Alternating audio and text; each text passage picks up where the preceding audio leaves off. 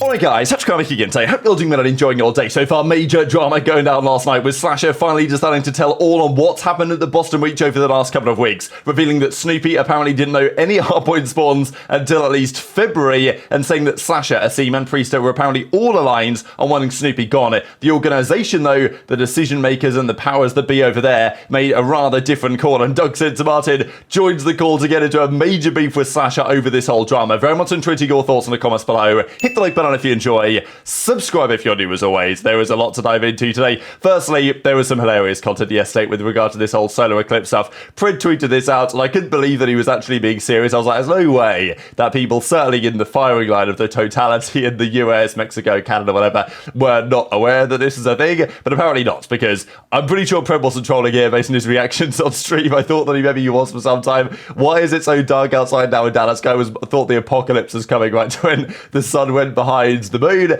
and you know, I thought this is some of my best work. I'm not gonna lie to replies. I will say, like, it's OpTic are lucky, or these OpTic boys, their SMG duo, they're lucky that they're good at COD, you know, because if they weren't, I don't know what they would be up to be honest, today. Speaking of OpTic real quick, JB Krez actually did come up with a call-outs version of Vista here, just because Vista is in the pro map pool now. It replaced, well, it's in for hardpoint. It replaced Invasion hardpoint, I think, initially, and then 6-star is going to be in for its Skid Row hardpoint that's going to be gone as well. So they are making some changes to the map pool. There was also some discussion, though, on 6-star control. So I think the vote here fails 7-5. Now, the rules, it seems, are slightly different, because for a GA, you need 9 of 12 to agree to it. Whereas for a map set change, I'm pretty sure they only need a majority, but I think 5 teams voted. Initially, I thought this was maybe 7 teams for, 5 against, and because it didn't get to 9, they voted, like, it basically didn't make it through. But apparently it was only 5 teams for and 7 against, 6-star control replacing high-rise control, so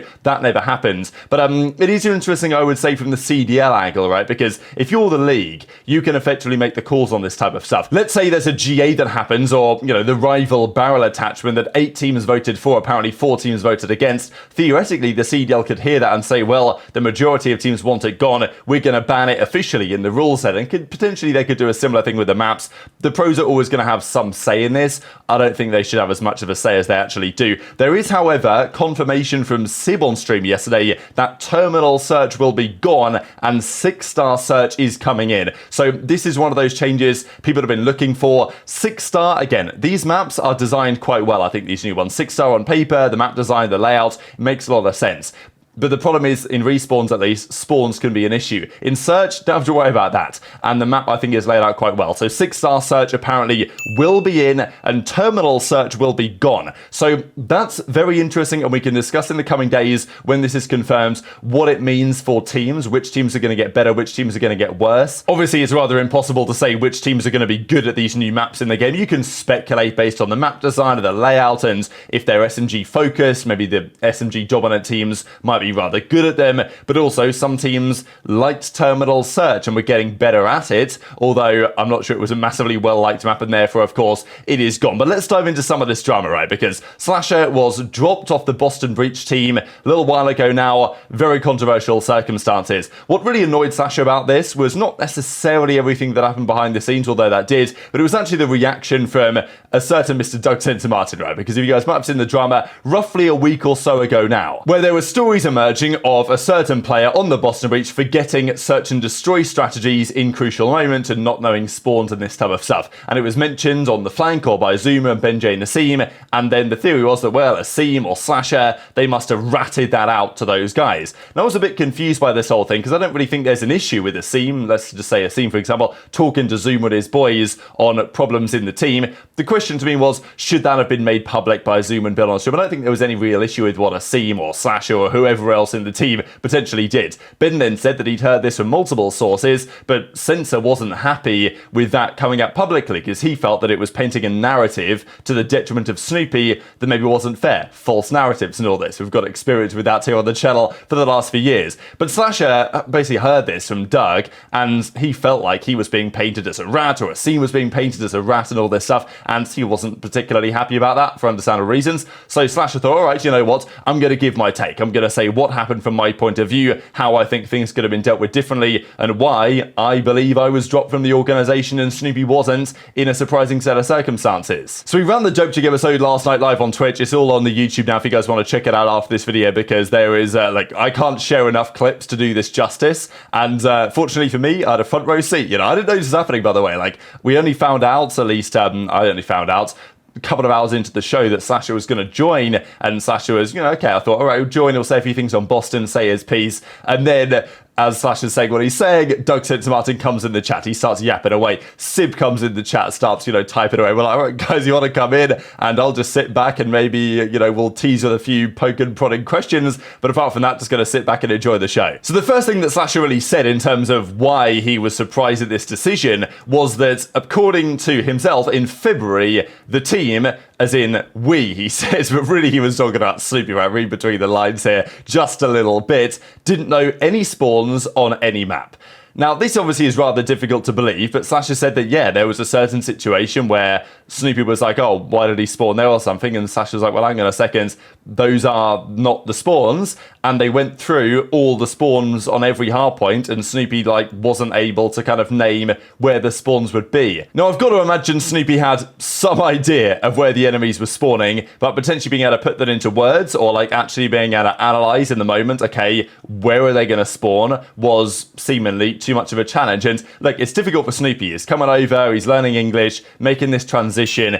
He's obviously talented. SlasheR made that very clear as well. Clearly talented player, but there are several things, comms, just understanding, forgetting S&D strats. He also mentioned that it happened at the major against the Subliners when Snoopy just forgot a strat in a certain moment, and SlasheR felt like, and apparently the rest of the team felt like, there were multiple reasons why Snoopy was not right now a CDL caliber player. And sure, Boston put Snoopy in with the intention that he'd improve quickly. SlasheR doesn't really feel like he has made many strides, and, HyDra was maybe dealing with the same thing when he came into the league a couple of years ago, but he seemed to improve very rapidly. That doesn't seem to have been the case with Snoopy, let's say. And SlasheR said that himself and Asim absolutely were aligned on the fact that Snoopy needed to go, and he says that Priestahh was in a similar boat. He reckons that Priestahh also, and he said this with a lot of confidence, maybe people are lying to his face and then saying different things behind the scenes, but he believes that the entire team, apart from Snoopy, was aligned that, yeah, putting Snoopy to the bench and making further changes, potentially even putting Priestahh to an SMG, was the way to go to turn their team around. Clearly, however, the decision makers of Boston had a different idea. SlasheR even said that he reckons that Zed, at least as the head coach, had a similar opinion. He thinks the entire team, pretty much, most players and most coaches are aligned on this, but a different decision was eventually made. So Doug said to Martin then, he comes in the call. We're like, look, Doug, you want to come on and air out this beef a little bit? Because Doug and SlasheR, teammates back in the day, they won an event together on FaZe a decade ago now, and they just go at it on stream for quite some time. And it was very entertaining, of course, to be there live. I think a lot of the things Doug say, it's quality politician answers, I'm not going to lie, from Doug, and there were some great moments. There were some things that happened on the day-to-day in practice that just made it so obvious. And honestly, I'm going to come out and say one, because this is the one that just fucking blew my mind. And it just doesn't make sense to me. So it was mid-February, we've been playing on the patch for months, and I learned that we didn't know where the spawns were on any map. Not one map. Yes, we did not know the hardpoint spawns. How did you? Because we're talking about you mean? How did you? Okay, you can. I'm sure you can figure it out. We're talking. Oh well, it turned into a SlasheR versus Snoopy thing, which from the outside looking in, that's a good guess. However, on the inside, that's not the case. It was me versus Snoopy, but there was a lot of other people who also were of the same train of thought as me. We all, basically everyone on the team was thinking the same way I was, that he needed more time. It wasn't going to work with this roster and stuff like that. And I just don't like the way he's painted the narrative that I basically took a stand on my own, which was just not the case. And I don't think the rumor of a set of coaches and I think it was just literally almost everyone was aligned with what I was thinking. And honestly, from the beginning of the season, that was the way the team was built. It was kind of we're going to bring in some veteran, try to help us get a good team culture, play the game the right way, because I never had that. And I guess they said, "Fuck that, we're going back to the old way." At what point do you have to either accept? At what point do you find the Snoopy experiment to work? And at what point would you have to admit that it's a failure? What is the results? The results speak, man. Look, the results speak. When Snoopy came into the team, we got top 6 at champs, and Snoopy played really well. We go into our LAN events and we get dead last back to back with roster changes. Snoopy still, even despite the fact that he's not reading a spawn or he's not doing this or he's not doing that, I could sit here and shit on SlasheR all day long for him doing things in controls and Asim for this and Priestahh for this. But dude, doing that isn't going to make the team better in any way. You couldn't do that. You don't know how to play the game yourself. Shut up, bro. Stop saying bullshit. Stop capping. Just on some fucking PR tirade or something. Like, I don't know what the fuck you're doing. You say, "Oh, I'm helping. I don't have a title. Oh, but I'm helping. Oh, but I don't have a title." Like, bro, what the fuck are you even saying, bro? Like, right, respectfully, like. No, disrespectfully, this is dude. just Disrespectfully, Austin. Disrespectfully. Just say it with your chest out, bro. Like you're talking like you run shit, bro. I've been saying it. You have not been. I'm Austin. Let it go. Blah, blah, blah, blah. Come on, man. Like, dude, I don't want to go here with this shit, bro. I've been very blatantly, transparently honest with everything that is happening here. Plain and simple. If you don't like it, sorry. There's nothing I can do about it now, man. Like, I don't know what to tell you, dude. Some players just don't work with some people, and that's fine. Oh, that's true, yeah. Even back to definitely true. Even back to the communications. Like, we as pro players, we watch, we study the game, and I can tell you for a fact, I've watched Boston's every single match. I've listened to every single listening. I can tell Snoopy's comms are complete garbage. If I'm, oh no, it's not even. It's completely garbage. It needs to be better. Like, I can say for myself, my first year coming in, my comms were not good. They were not good.